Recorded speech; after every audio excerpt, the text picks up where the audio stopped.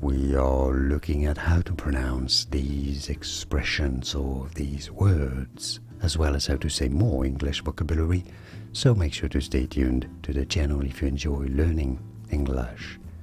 So how are those pronounced differently?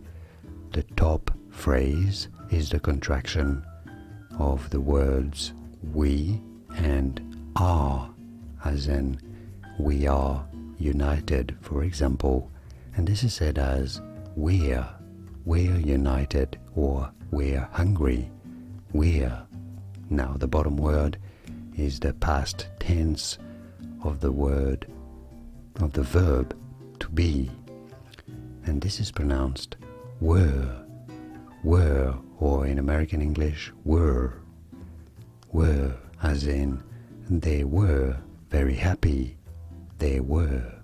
So top phrase again is we're happy. Bottom word is they were happy, were. And now you know.